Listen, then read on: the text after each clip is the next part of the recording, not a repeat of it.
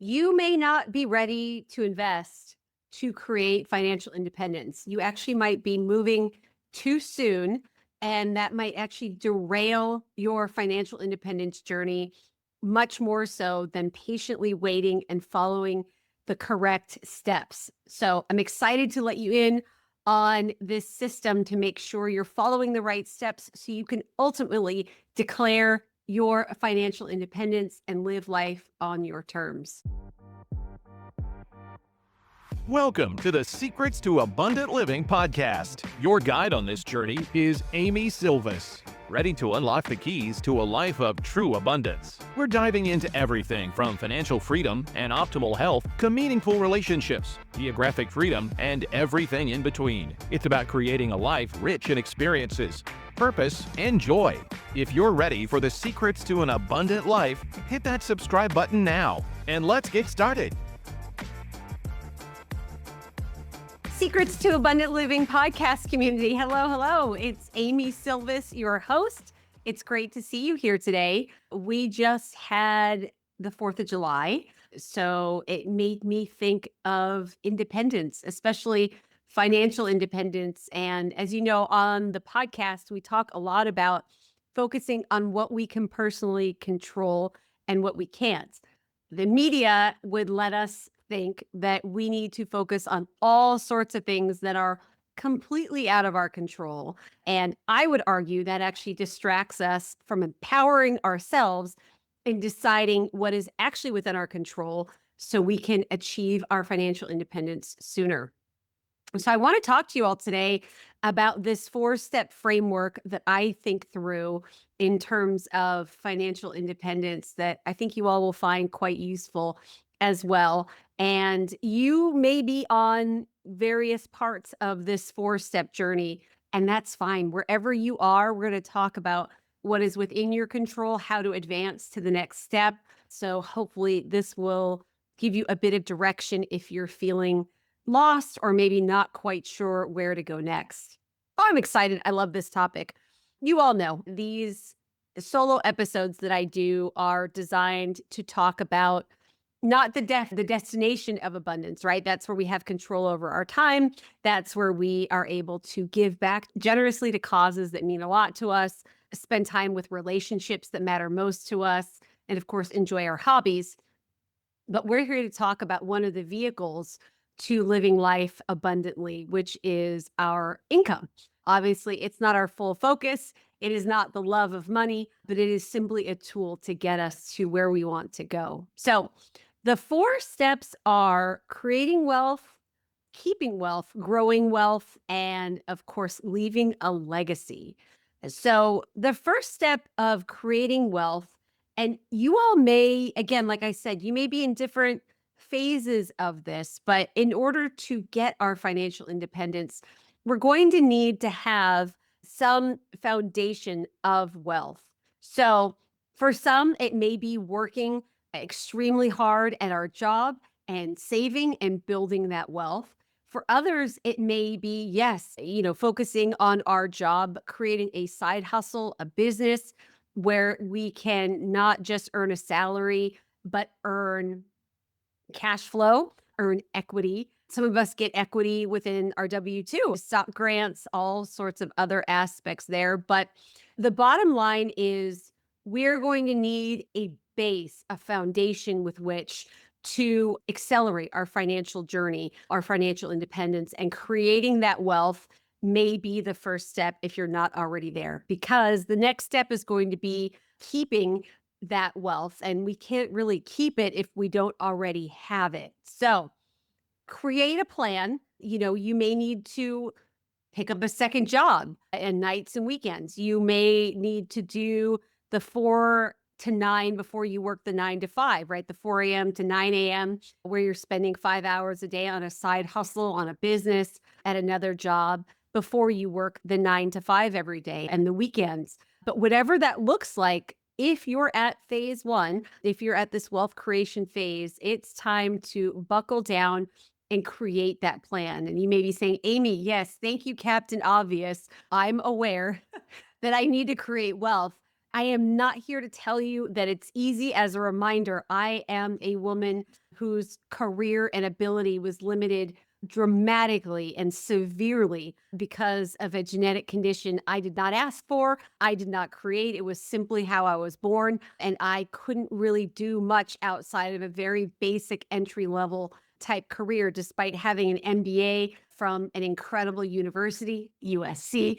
And I had to medically retire at age 36. So I am not talking about this from a point of privilege or to really downplay what it takes to build wealth. But I'm here to give you a bit of tough love and encouragement of how we can utilize our time, because oftentimes creating that wealth is at a space where we are trading our time for money. And that's okay. There's nothing wrong with that. Even if our goal is to ultimately not trade our time for money, we might need to build that foundation by trading our time for money. So let's get that going. Let's get a concrete plan. Failing to plan is planning to fail, right? As they say. So the next step, once we have our wealth, and for some of you, this may be a outline for the future. So you may be saying, Amy, I'm just creating my wealth. I'm not at step 2 yet, but I want to show you what this roadmap will look like, because you will get there. We are speaking that into existence. And for others, you may have your wealth. So you're wondering, what is the next step? So keeping that wealth, this is making good decisions with our wealth to make sure that we're not losing it. Often this can look like tax mitigation. So we can have a whole discussion about taxes, the role that they play. I'm talking about legal. These are legal steps that are legally we can take, that nothing is a gray area or a shady area. We're simply talking about taking advantage of rules and regulations that already exist within the tax code that we can take advantage of to keep more of what we earn. It's amazing what can happen when we keep more of what we earn. I actually did a LinkedIn post about this recently. I'm going to read the math for you as just a tiny example of what can happen when we decide to or find ways to keep more of the wealth that we've created. So the example that I gave on LinkedIn was actually around fees, management fees in mutual funds. I don't often talk about mutual funds. I own mutual funds. I have nothing against them. I know I talk a lot about real estate, but it was an interesting exercise in understanding the difference between, let's say you pay a 2% annual fee for an actively managed mutual fund versus a 0.5% annual fee for an index fund. So a difference of 1.5% in annual fees. What does that mean, that 1.5% difference in annual fees, if you had $100,000 today and that $100,000 earned 8% a year for the next 30 years? How much more in fees would you pay with that actively managed mutual fund at 2% versus 0.5%? It's over $300,000 over 30 years. Y'all, that's just a 1.5% difference in annual fees. That's all. So let's say in the first scenario, you paid only 0.5% in annual fees. The $100,000 grows to $875,000 after 30 years. The person that invests in the actively managed mutual fund with 2% annual fees, they have about $575,000 after 30 years, a difference of $300,000. Imagine if the difference isn't just 1.5%, but let's say your tax rate is 10% or 15% lower or 20% lower. That's what we talk about in terms of keeping more of what we earn legally. And you've heard me talk on this podcast ways to do that. So that's neither here nor there. But once we grow our wealth, step 1, step 2 is keeping more of what we earn. And then, of course, number 3 is growing our wealth. So yes, it's going to be hard to grow our wealth if we don't have the wealth to invest and to grow to begin with. But y'all, we are in a debt-based monetary system, right? You've heard me talk about this. And what this means is there's going to be inflation every single year, the silent thief of your wealth. So even if you have more money in what we call nominal terms, so the number keeps growing, the amount you're able to buy with that money may be decreasing, and that's inflation. So imagine how much more you could buy before COVID versus now, right? That's inflation. Have you ever thought about having multiple streams of income? Instead of relying on just one stream of income where you're trading your time for money, how would you like to free up more of your time and live a more abundant life? As a listener of the show, you're invited to attend one of our upcoming trainings where I'll give you an inside look into how you can add passive income and get all the other perks of recession-resistant real estate investing without the headaches of being a landlord.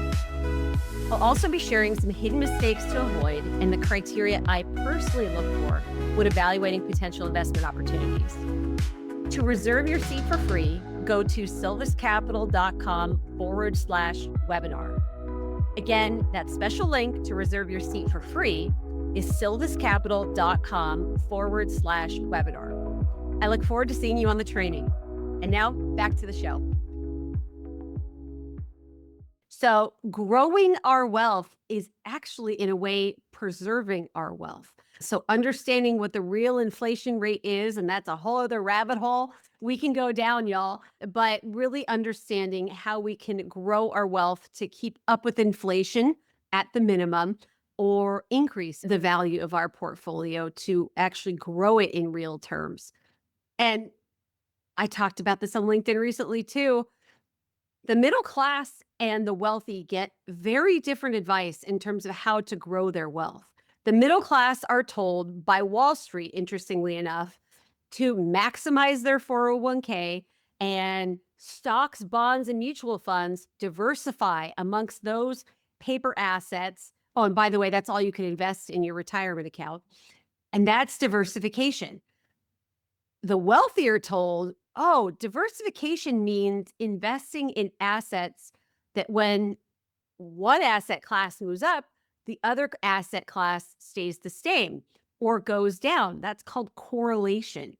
So investing in various asset classes that are non-correlated is what the wealthy are taught diversification is, because that smooths out the performance of a portfolio over time. That protects from the volatility, protects the downside.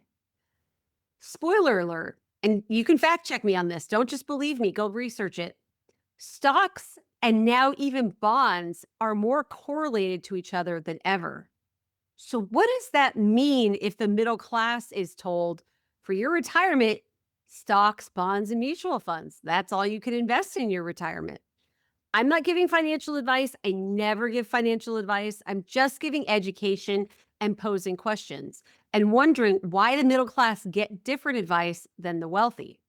And yes, part of it is the wealthy have more money. They can take more risks. Yes. But is it riskier to have all assets correlated with one another?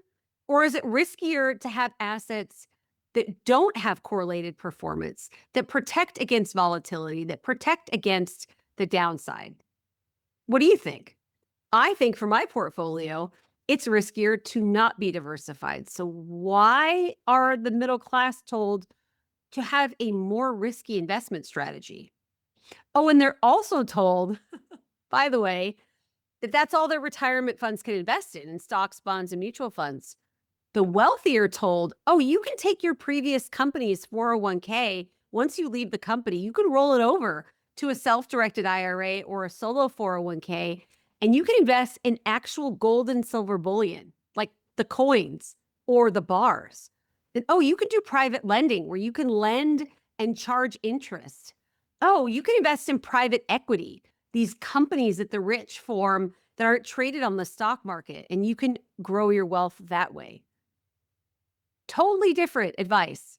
So anyway, that's my little sassy rant for today in terms of growing our wealth. And again, I'm not telling you to invest one way or another, but a lot of us, myself included, I come from a very humble middle-class background.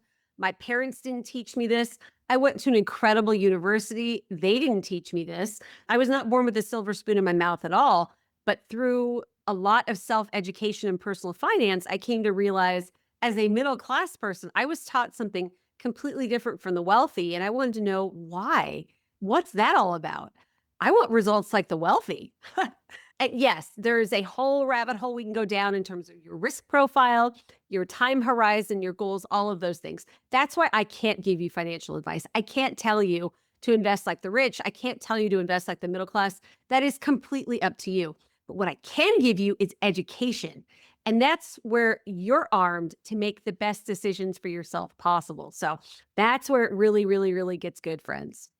Okay, so we talked about creating our wealth. We talked about keeping our wealth. We talked about growing our wealth. And then, of course, creating an ability to leave a legacy and to leave our wealth to our children or to causes that we care a lot about. I actually met a neighbor of mine whose entire wealth will go to the University of Southern California once he passes on.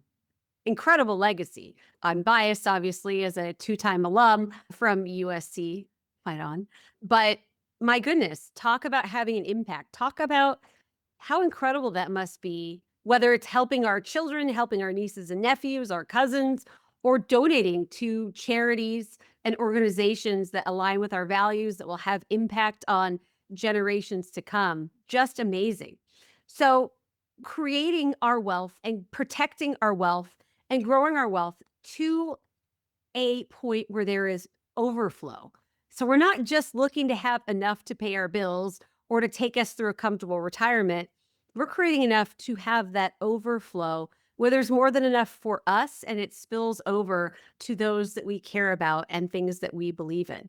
So creating the right structure, working with the right team members to create a plan and a structure. Again, you can mitigate taxes in the legacy planning that you do as well. That's a big thing. Not my area of expertise, not giving you any advice there, but I just love thinking about this 4-step plan and teaching it because if you're anything like me, you can get really stuck in the day-to-day grind of, I'm just trying to make it through the day. I'm just trying to exercise and eat well and show up to my job and do a good job and raise my kiddos and take care of my parents and maybe keep up with the news or something like that. We can really, really get lost in the weeds. And I'm not saying we shouldn't do any of that, but achieving our goals, our big, hairy, audacious goals, our BHAGs really starts with understanding what the plan is and knowing the steps that we need to take, or maybe the educational gaps we need to fill in order to get where we want to go. So, and hey, maybe your goal isn't to leave a legacy, but if you're growing and protecting and earning great wealth, as I'm going to speak into existence for every single one of you who are listening, having a legacy, passing wealth on is just a predictable result of that effort. Okay, a little bit of a different episode here today, y'all, but I hope you enjoyed it. Please let me know in the comments what you think about this type of content. I'm really curious. Creating a podcast is no joke, y'all. It takes time, it takes money, and I love to do it. I'm definitely not complaining, but your feedback is really important so that I make sure I'm continuing to create content that you all find to be valuable and exciting and interesting. If you're on Apple Podcasts, which a lot of you are, I'd be very grateful if you would take a minute to actually write a review. So you can go to the show on Apple Podcasts and scroll down a little bit, and you'll see an ability to write a review. That allows us to tell Apple Podcasts that this show is interesting and people like it, and it will be recommended to more people so we can help more folks. All right, y'all. So great talking to you all today. I hope you're having an amazing summer. We've got really great episodes coming up for you, so make sure that you stay tuned, and we'll talk to y'all soon. Bye for now. Thank you for joining us on another episode of the Secrets to Abundant Living podcast. We hope you found inspiration and valuable insights that will empower you on your journey towards abundance.